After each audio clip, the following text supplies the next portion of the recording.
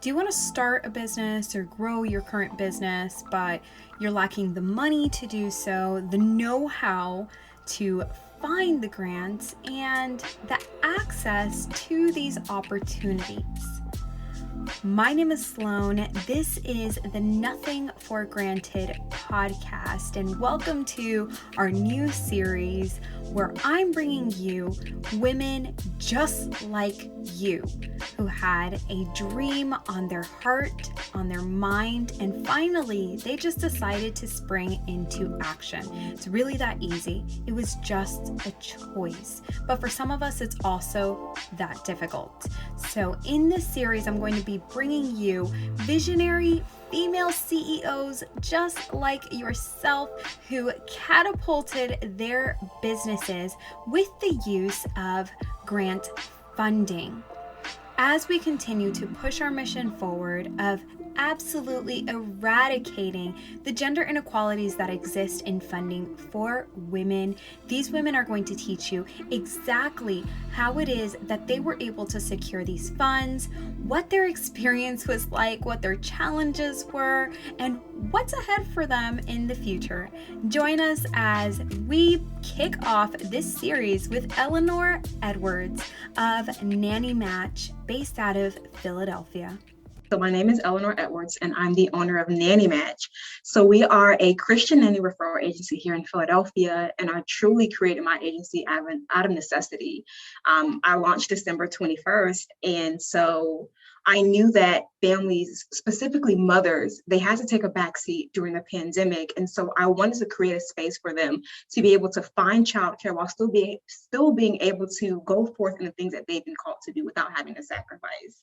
Because, prior to that, I worked as a nanny. And so I got kind of like a front stage, seat to really what mothers were struggling with.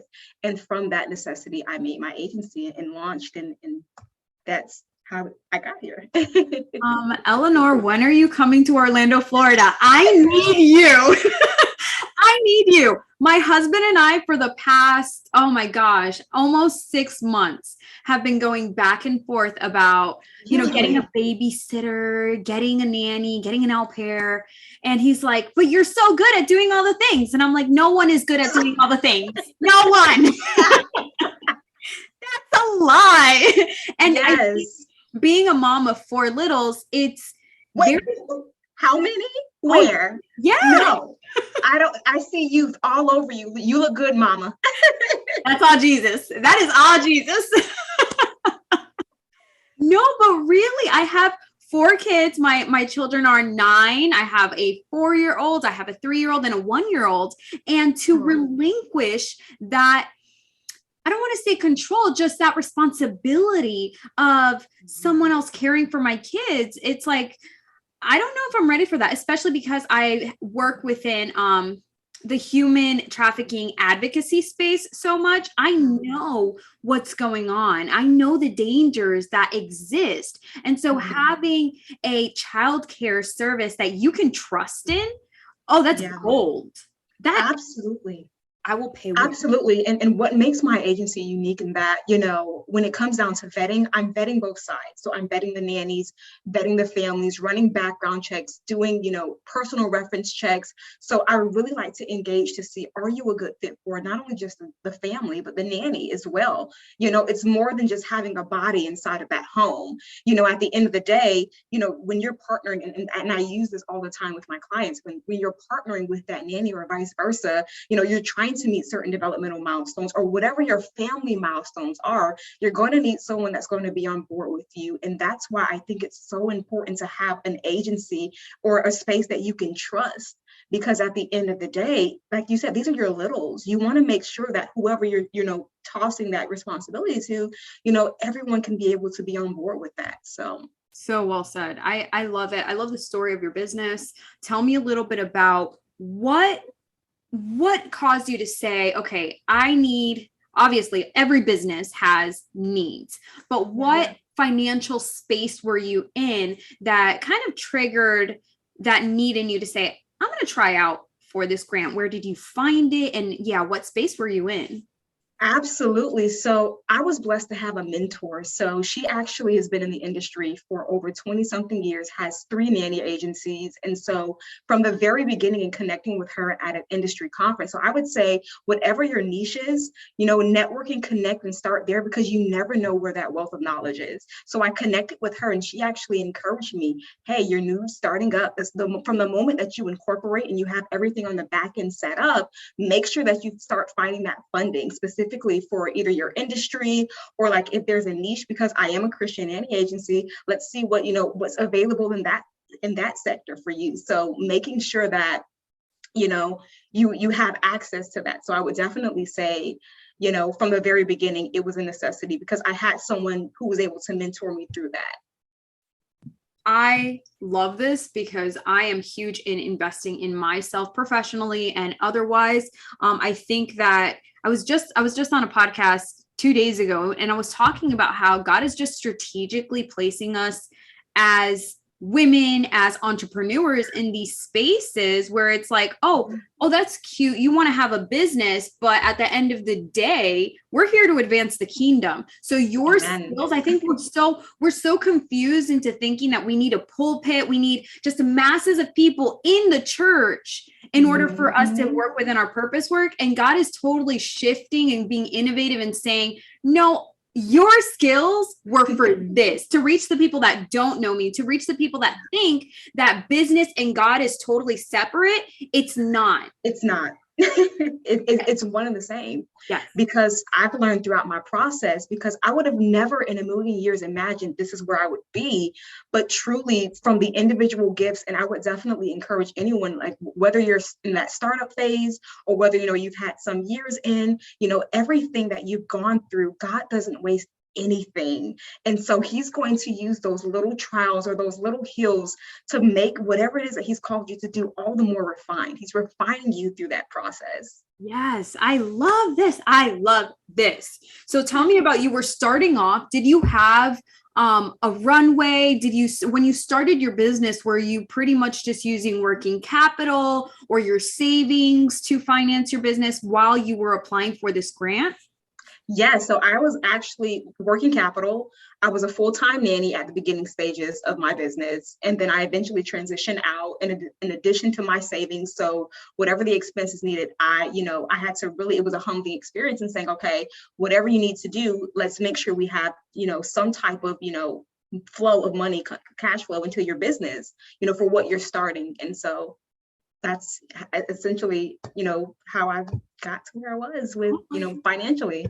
That definitely lights a fire under you because you're like, oh, you start to see your savings and it goes lower and lower each month. And you're like, no, this is not sustainable. If you are a female in business or a female that aspires to start your own side hustle or business, doesn't matter what industry you're in, it doesn't matter if you are in journalism, in real estate, in detailing, there is a grant for you.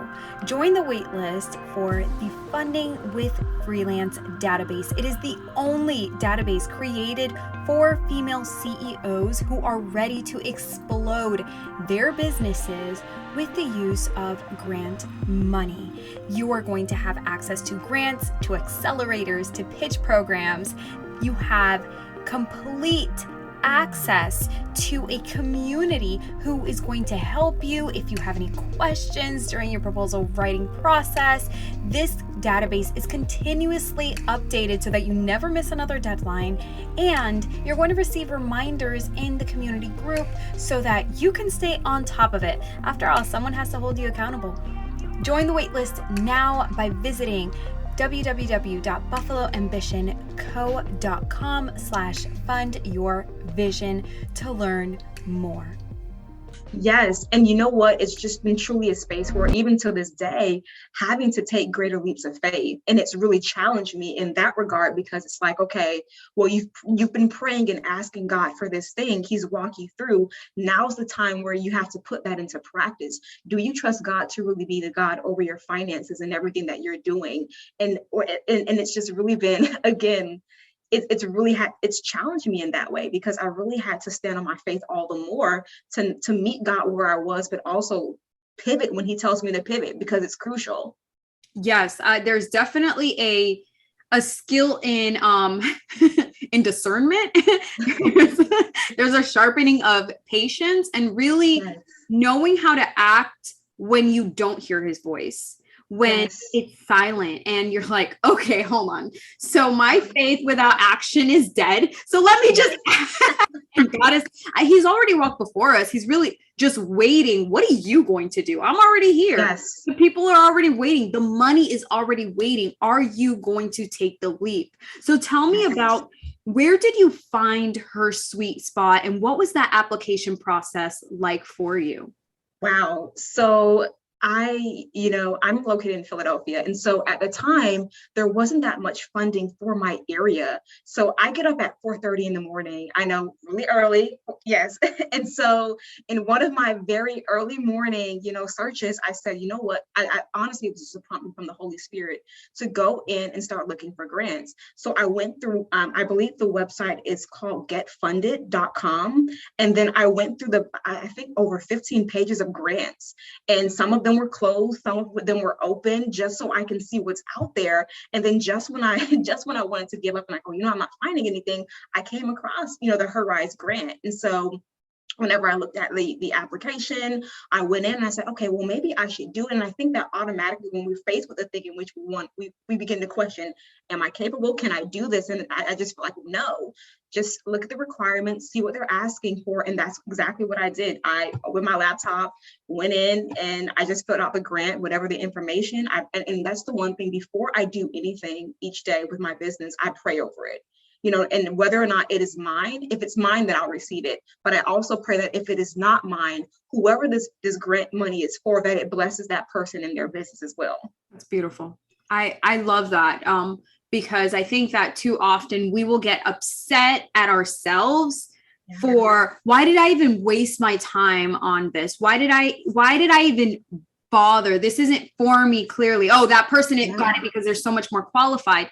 You don't know what that other person is going through. You don't know how much more they will need it. And at the end of the day, and I would love for you to speak on this, filling out a grant application is looking yourself in the mirror as an entrepreneur.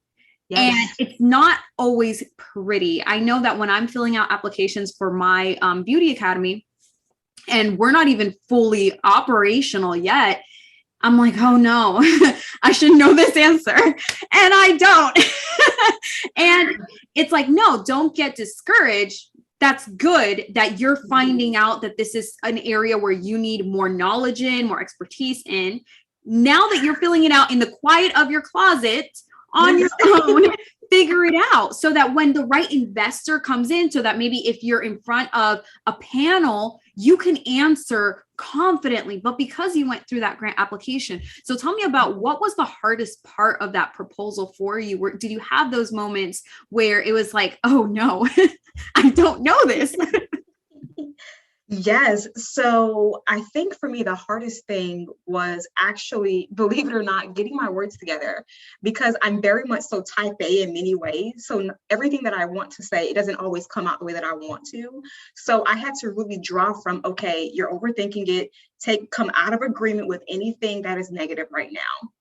So whenever I'm setting that space, I'm like, okay, put on some praise and worship. Let's get in here, come back to it, draw from your why.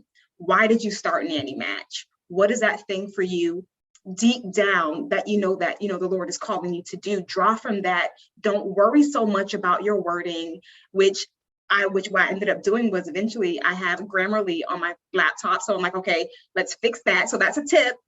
Grammarly or WordTune, some type of editor, if it's not coming out the way that you want, but just get it down.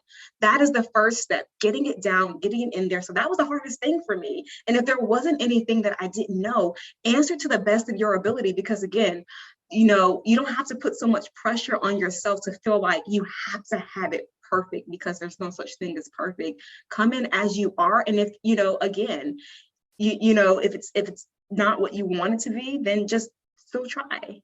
Yes. I love that. I love I mean, even as a writer myself, I use Grammarly because who doesn't want to save a couple extra hours or even minutes on checking grammar? Come on. So I love those tips. I think that the atmosphere in which you are writing and just getting those thoughts down are super important. I love that you always pivot back to what is your why, because your why will always have what is the problem that you're solving. And so I think that that's one thing that I notice as an error in a lot of CEOs is they forget, yeah, we want to make money. Yeah, we want to make an impact. Okay, but why are we doing this? What is the problem that you are solving? And why is this urgent right now? For example, Nanny Match came in at a perfect time. Moms were working from home. There's COVID. You have to distance learn. No, there's an actual need and a problem that was felt across the globe by mothers who aren't used to necessarily being with their kids 12 plus hours a day. Yes. And it's just so interesting because, throughout even just going back to the grant process, throughout that, I'm like, oh my goodness, I want to make sure that everything is what it should be. And again, it's like, okay, just going back to the basics. What is your why? Knowing your why. And even if you're not certain on your why, again, just going into just the basics as to what it is that you want to do, just having some type of clear, concise purpose as to that thing as to why you want to do it. So yes. Tell me about what happened after, after you got it all down on paper. Did you have somebody that read through your application, and once submitted, what was that like receiving that congratulations, you've been awarded? So no, I didn't have anyone go through my application. I don't know. I was just so nervous because it was just such a vulnerable process, because at that point, I believe I was about maybe 1 month into my business. So I was just doing a lot of things fly by night. I'm like, okay, I don't want to it was just very a secretive process, but I would recommend have someone look over your information. That's why I went to Grammarly. I'm like, okay, does everything sound right? I'm like, okay, Lord, if it's for me, it's for me. I'm not going to get so caught up in, the minutia, the little things. So then, it's so funny about when I found out, because, HerSuiteSpot, they have these monthly meetings, and that was my first monthly meeting. And, the founder, when she, let me in the room, she's like, hey, I remember, like, for some odd reason, my Zoom camera keeps looking specifically at your photo. And I'm like, okay, that's so interesting. But she said, what's even more interesting is that she doesn't know this, and this is her first time on, but she's actually, our February winner. And then she announced my name, and I'm like, wait, what?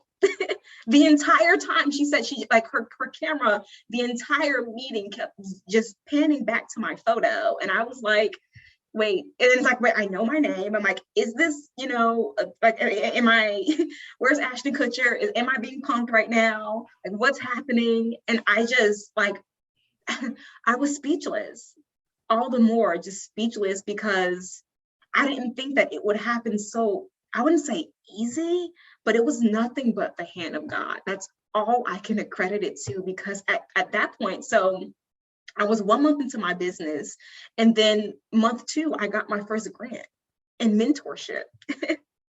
So isn't that incredible? It's not, first of all, we know that in Christ, there is no such thing as coincidences. Yes, so who knows if you were even on her mind to begin with? I love the fact that I'm assuming the meeting was recorded. So you even have your entire reaction forever. Yes.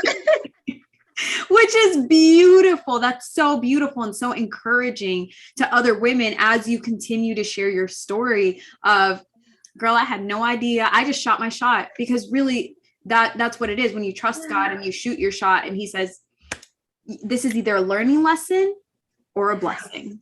And in your case, it was both. And that is, I love that story so much. That is so incredible. Tell me about how has that money and even I like to think that the most important piece really is the mentorship. Yes. You receive, because money, my husband and I have the saying, money comes and money goes. I will be the same with $2 in my pocket as 200. Yes. Don't care. Money comes and goes. As an entrepreneur, you learn how to just easily attract and make money. That's the beautiful part about it. And so with the mentorship, I really feel like that is so key with small business grants, because they enable you the chance to rub shoulders with industry experts that you never would have. And so tell me about that experience and how this money has, both the mentorship and the money, how has it transformed your business and your life? Yes. So starting with the money, of course, as a new business, that went towards, my operating, expenses for the business itself. But I truly want to say that the mentorship has been pure gold for me. And so I faced so much spiritual warfare, in the start, leading up to my business, and even up until, that point where I got the grant.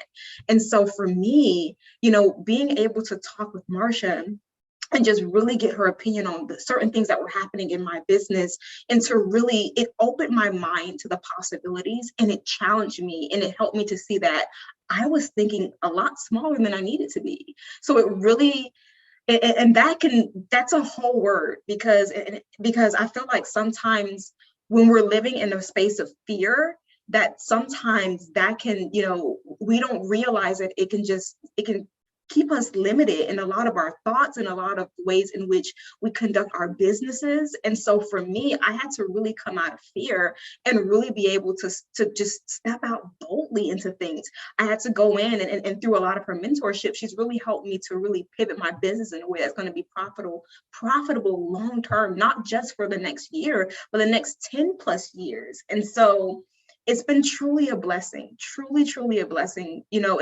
I think the most that I've gotten from it is just really, number one, going back to humility, being humble enough to say, okay, what I'm doing is not working. And now being able to go back to the drawing board and saying, what do I need to do to get better? And surrendering all pride, because it comes in sometimes, because we think, yeah, we're at this place, this is working, but really having to humble yourself and saying, okay, this isn't working. We need to go back to the drawing board. And now let's see, what can someone who has skin in the game, what can they do to add value to me in what I am doing to help me be better? And am I open? How is my heart? Is my heart in a position to where I can even receive what they are saying? So that within itself is a whole thing as well. But it's truly humbled me in many ways, and it's really helped to grow and stretch me more. I love that I mean, in the short time that we have been speaking and that I'm getting to know you, you seem already so grounded and so down to earth. And if you're watching the video, you will see exactly what I mean. Like, Elenor is like the sweetest little package like ever. She's so cute. And for you to say like, this process has humbled me, the mentorship has humbled me, it's like, how much more humble can you be? Oh my goodness. Yes. So if it's one thing that, because again, going back to that, I'm the planner type A, I like structure. Entrepreneurship has shown me that at any given moment, you have to know how to pivot. Just because it's working for, let's say, a competitor or whatever it is, it's not going to work for you. Going back to your why, how am I going to reach my audience? What are they needing from me? How can I build those relationships? And for me, initially, I thought, it's going to look like this and it should be a certain way. And it's like, well, no, you're where you need to be, doing what you should be. Give yourself grace for where you are, grow and learn, and also make sure that, more importantly, that you're just staying true to your process. Staying true to your process and where you are. More important, like that's so key. I love that. I love that right there. Just staying true to who you are and in your process, because it's like you said, we have a lot of comparisonitis. We get a lot of FOMO. We look at other people and ask ourselves, well, they hit 6 figures in 6 months. Why can't I? Oh, well, or even now, even visionary, even you listening to this podcast right now, you may say, well, Elenor got a grant in her first 2 months of business. So can I. You absolutely can, if that is your journey.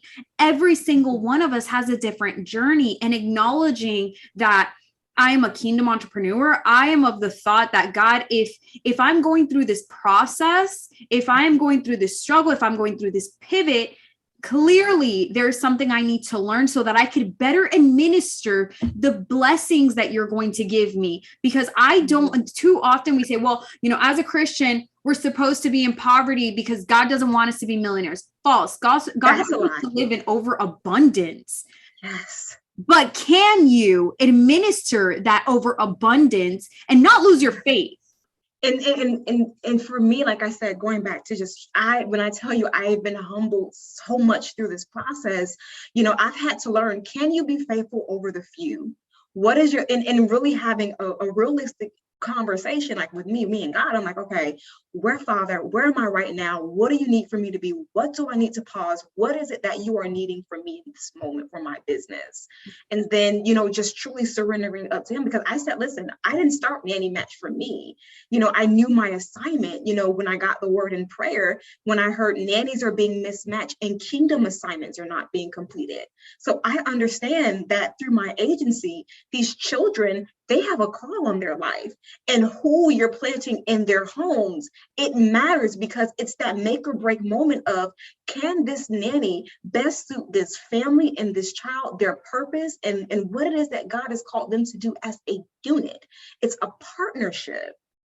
It really is. And to some people that can sound like, well, that's a little heavy. I'm sorry. This is life or death, literally. Yes. Literally life or death. Look at the climate of our society. Everything that you do should be in action within and in alignment with your purpose work. Yes. I don't have any time to waste. I'm huge on time. I'm huge on my energy management, because Absolutely. I have a husband, I have 4 kids. I have areas where my time and energy could be better exhausted. So yes. I'm very mindful of, what am I doing? Is this conducive to my purpose work? Yes. If it's not, whether that's relationships, whether that's habits, hobbies, you gotta go. I am cutthroat that way. You gotta go. Yes. I really want to talk about some tactful ways that you were able to use this funding. I think that there is some confusion, because grants are free money. You don't have to pay it back in that aspect. But depending on the funder, the needs or the uses of that grant are going to be different. If I'm not mistaken, HerSuiteSpot, they have an unrestricted funding, but what were some tactful ways that you were able to use your funding in terms of, let's say, marketing or hiring staff or software and et cetera? Yes. So my funding actually went towards, I'm trying to think. So a portion of it did go towards, at that time, expanding my marketing efforts. Again, Facebook ads, Google ads, as well as, making sure that at that point, and going back to my process and not being frustrated, I had, an instance with a web developer, making sure that didn't work out. So then pivoting in that regard, having some of those finances there to make sure that, okay, in the event that this person fall through, and unfortunately it did, how can I then take some of this money and put it there? So that I love just that piece right there, expanding your marketing efforts, because we all know that in order for a business to grow, we have to expand our visibility. We have to get in front of people. So this is great. And even the web developer piece, I don't think that we really understand the importance of outsourcing and outsourcing well. And it's a learning curve. The first person may not be your end person. And it's like you said, having those extra funds there as a blanket almost, or a safety net, that makes such a difference in the way that you take risks. Absolutely.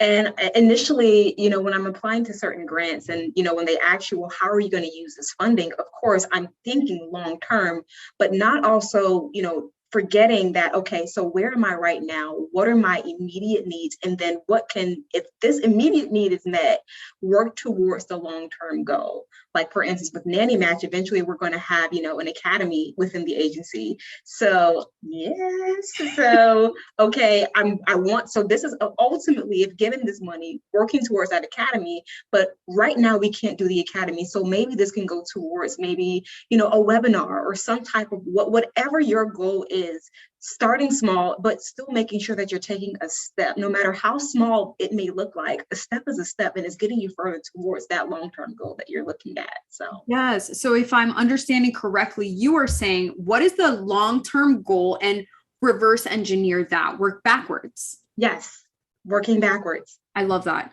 I love that. Tell me, what tips would you have as an awardee for other small business, specifically female business owners that are seeking to do the same, that are saying, Elenor, I don't have any experience in this. I'm not even a good writer, but I know that my business needs money and I don't want to go to the banks. I don't want to use my savings. What tips would you have for them? Being a minority, pulling from from your tribe, for me, again, I definitely relate to you when you mentioned that it's so important who you're surrounding yourself with. So surrounding yourself with other business leaders in your community and other organizations. Like in Philadelphia, we have WeBank East. And so that's one organization, and other business organizations that does have, local funding. So starting local and then starting out, to branching out to other opportunities that might be more national. So seeing what local organizations, whether it be women's organizations or going back to niche specific, are there any, in my case, Christian organizations that are offering funding? So really going down to your niche and saying, okay, am I woman owned? Am I a minority owned business? And really seeing where can I find the funding through local organizations, and then reaching that national level. So yes, I love it. And do you have any additional tips in terms of the application processes? I know you already mentioned Grammarly, you mentioned playing your favorite music, whether that's worship music, country, whatever floats your boat, but something to get you in that creative space. What other tips would you have? I would definitely say, don't be afraid to knowing your strengths and weaknesses, right? So if you're not comfortable with the process, reach out to someone. Like, there's so many Facebook groups that you can join, whether it be business owned, Facebook groups, or any type, like getting in the spaces where you can get what you need. So like, if you're not a good writer, get yourself in a writer's Facebook community. Don't be afraid to put yourself out there, your services out there, and what you need so you can get during that writing process. Hey, it can even be like a college student who's majoring in journalism. Hey, I'm writing this grant, or someone within, a university, or going back to any community resources, any organization. Hey, do you offer XYZ, a small business development center? This is what I'm doing. Can you assist me with this? Being able to get out of your comfort zone and knowing that you're not alone in it, and just being able to, like you said, just outsource, like whatever you're not comfortable with whether it be writing, or whether it be, just looking over grants, or anything that, may be assistance to you during your process. So I love those tips because they're actionable. Most importantly, we can give you all of the encouragement in the world, visionary, but if you do not take action on the information that's being provided to you and the opportunities that are presented to you every single day, then it's futile. So I hope that this very first episode of this new series has just catapulted your faith.